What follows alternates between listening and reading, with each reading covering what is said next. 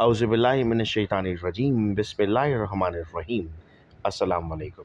Students, उम्मीद कर रहा हूँ कि आप सब लोग बिल्कुल खैरियत से और आप सबको वेलकम एक मरतबा फिर मोहम्मद साकिब कुरैशी यूट्यूब चैनल पर। स्टूडेंट, आज के इस वीडियो लेक्चर में हम बात करने जा रहे हैं नम्स का पेपर कंडक्ट हुआ 1 सितंबर 2024 को, और उसके बायोलॉजी पोर्शन के जो क्वेश्चंस हमें स्टूडेंट्स की तरफ से मिले, हमने उनके आंसर्स और एक्सप्लेनेशन का एक पीडीएफ रेडी कर लिया। ये सारे क्वेश्चंस नहीं है और एग्जैक्ट क्वेश्चंस नहीं है।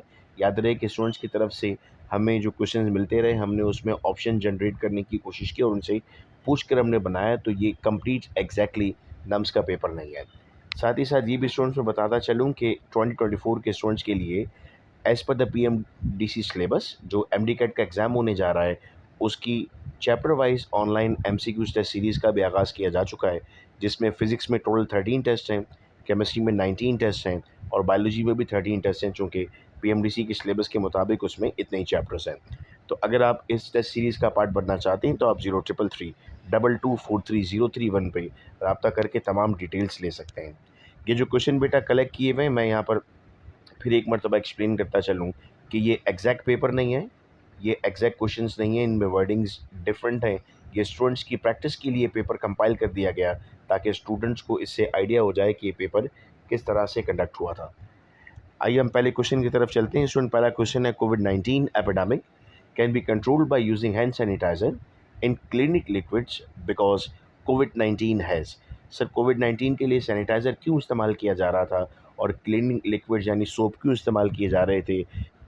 क्योंकि जो कोविड-19 का वायरस था वो पीएच सेंसिटिव था।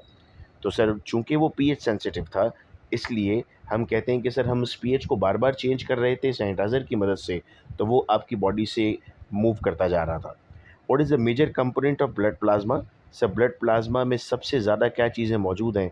तो सर, ब्लड प्लाज़्मा में हमारे पास सबसे ज़्यादा, वैसे तो वाटर मौजूद होता है, वाटर इस वक्त हमारे पास ऑप्शंस में नहीं है, लेकिन इलेक्ट्रोलाइट्स और लार्ज प्रोटीन्स हमारे पास सबसे ज़्यादा मिकदार में होते हैं। मैं ये भी आपको बताता चलूँ कि ये जो आंसर्स हैं, ये नम्स के ऑफिशियल आंसर्स नहीं हैं, ये मैं और जो पूरी टीम हमारी मौजूद रहती है उनके ये आंसर्स हैं। इसमें अगर कहीं कोई कॉन्फ्लिक्ट होता है, कोई बात आपको नहीं समझ में आती है, तो इस पीडीएफ पर स्क्रीन पे जो व्हाट्सएप नंबर है, उस पे आप रब्ता हमसे ज़रूर कर सकते हैं ताकि आपको एक्सप्लेन कर दें। इस वक्त व्हाट्सएप नंबर आप देख सकते हैं स्क्रीन पर।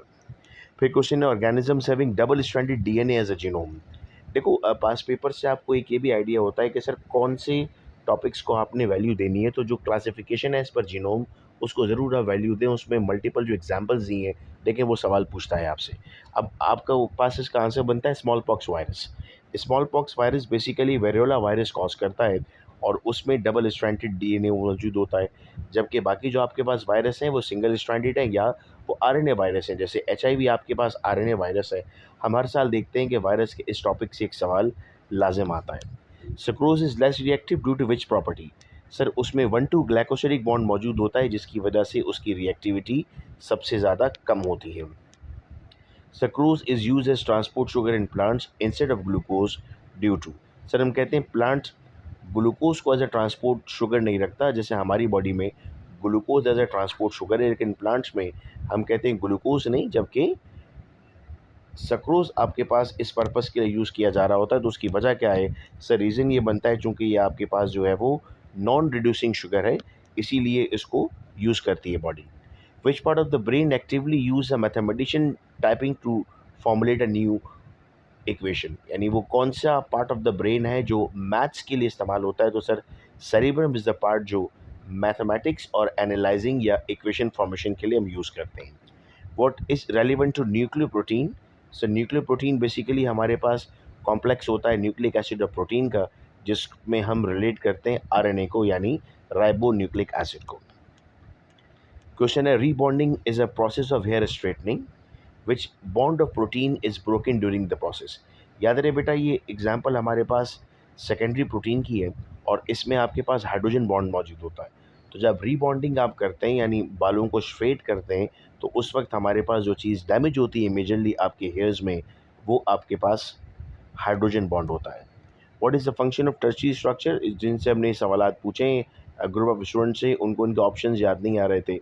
मैं रिकमेंड करूँगा कि डिफरेंट जो स्ट्रक्चरल टाइप्स ऑफ प्रोटीन है, जिसमें प्राइमरी, सेकेंडरी, टर्शियरी और क्वाटरनरी है, इसको बहुत अच्छे से आप लोग पढ़ लीजिएगा। In plants the enzyme catalase protects plants by, catalase क्या करता है सर, अगर कोई टॉक्सिक इफेक्ट होने जा रहा है प्लांट को तो उससे प्लांट को रोकता है, हाइड्रोजन पर ऑक्साइड बनाता है, जैसे हम कहते हैं ग्लाइकोक्सिजोम्स और पेरोक्सिजोम्स काम कर रहे होते हैं। नेक्स्ट है the pathway of pepsinogen secreted by zymogen cell. अब पूरा पाथवे बताया नहीं, पहले कहाँ जाता है, फिर कहाँ जाता है, फिर कहाँ जाता है। देखो ये आपके पास सबसे पहले प्रोड्यूस होता है रफ एंडोप्लाज्मिक रेटिकुलम में, फिर वहाँ से मूव करता है स्मॉल एंडोप्लाज्मिक रेटिकुलम में, फिर मूव करता है गोल्जी कॉम्प्लेक्स में, और फाइनली सेक्रेटरी वेसिकल्स में जाता है। तो option number D is the correct answer. A Mason's son is unable to inherit strong skeletal muscle that are present in his father's arm.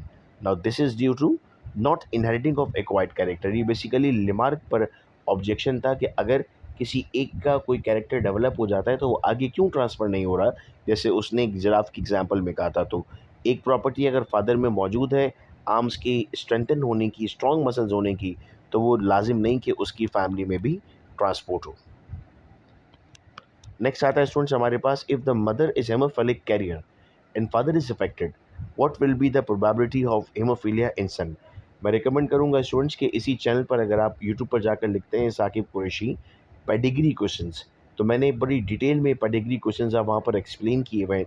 तो आपको इससे रिलेटेड कोई भी सवाल अगर पूछा जाता है एमकैट लेवल पर तो आप इसका जवाब दे सकते हैं। वैसे इसका जवाब यहाँ पर 25% है अगर आप मेंडल के क्रॉस से इसको कैलकुलेट करते हैं। What will be the probability of terminal purple flower when a true breeding terminal purple flower is crossbred with an axial white flower?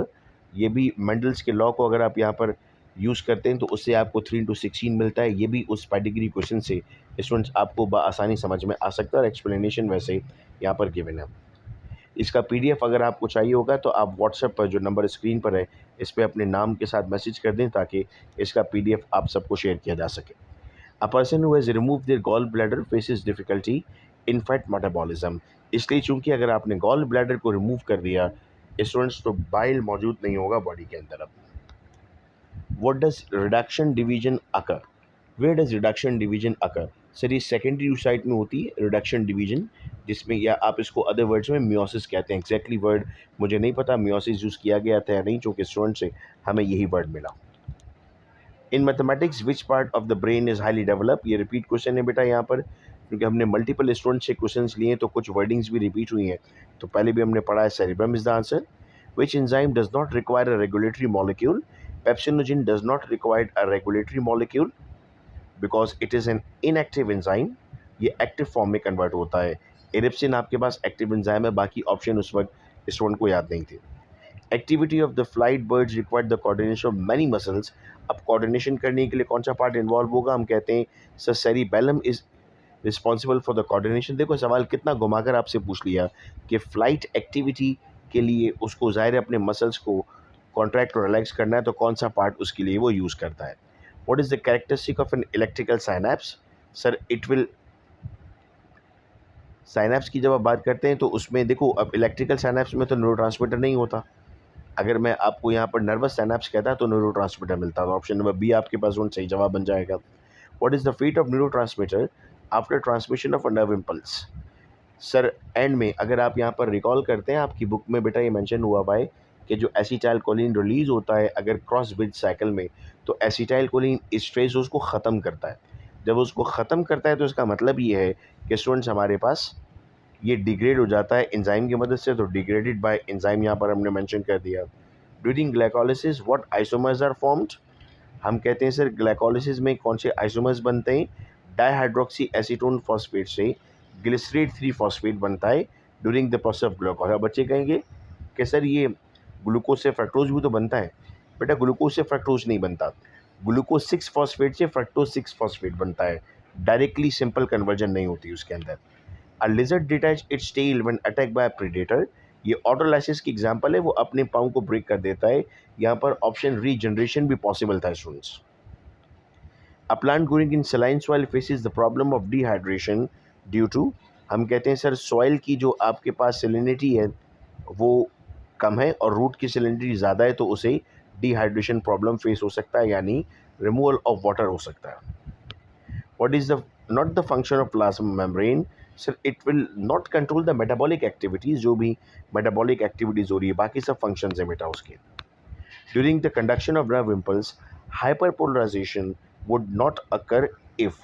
Sir hyperpolarization आपके पास किस केस में होती है? हम कहते हैं sir hyperpolarization occurs when potassium ions continue to leave the neurons after the action potential, making the inside cell more negative.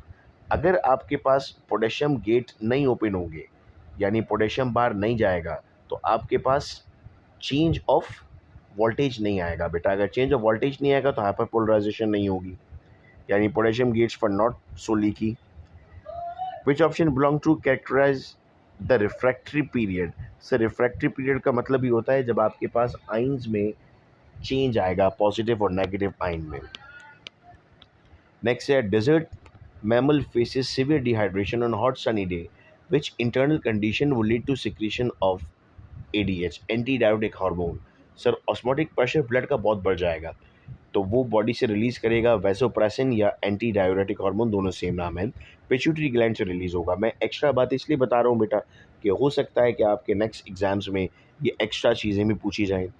Which disorder would be diagnosed by doctor on seeing the patient with thick and dry skin, puff eyes and low metabolic rate? Basically ये symptom myxoedema के, यानी आपको symptoms भी याद करने होते हैं disease के। Choose the one related to hypoparathyroidism. हम कहते हैं सर बेसिकली दैट्स टेटनी, चूँकि कैल्शियम लेवल डिक्रीज़ होने जा रहा है और जब कैल्शियम लेवल डिक्रीज़ होगा तो it will include involuntary muscle contraction.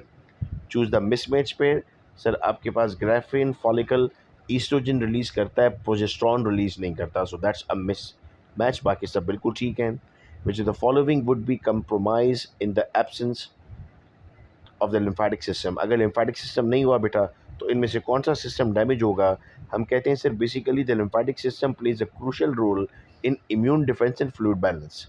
तो आपकी बॉडी में जो डिफेंस मैकेनिज्म है वो प्रॉपर्ली जनरेट नहीं हो सकता। The presence of which molecule distinguish blood from interstitial fluid? Sir इनमें से कौन सी चीज़ उसको डिफरेंट कर रही है? Sir the presence of antibodies and electrolytes as they are not present in the interstitial fluid. During the COVID-19 pandemic, the plasma of recovered patient was injected into COVID patient. This provide quite effective. Which component of plasma do you think was responsible for that? Sir क्या चीज़ important थी? Basically antibodies चाहिए थी, तो antibodies ही transfer हो रही थी उसमें। Choose the one which is an example of artificial active immunity. Sir baby receiving different MMR shots, that's an artificial but the body is performing, तो आर्टिफिशियल एक्टिव इम्यूनिटी बन गया। MMR बेसिकली बेटा आपके पास measles mumps and rubella shots. Which of the following types of T cells are required for the activation of B cell? Helper C cells होते हैं बेटा lymphocytes की जो एक्टिव करते हैं इसको। What is the fate of neurotransmitter? Repeated question है, wordings यहाँ पर डिफरेंट है स्टूडेंट की तरफ से। broken down by enzyme which immediately change is brought about into the postsynaptic membrane on binding with an excitatory neurotransmitter? Sodium gate open होते हैं ताकि सोडियम की मूवमेंट और वोल्टेज चेंज हो जाए और डीपोलराइजेशन हो। Somatic effect basically effect to the skin burn, अगर कोई सोमैटिक सेल डैमेज हो जाता है।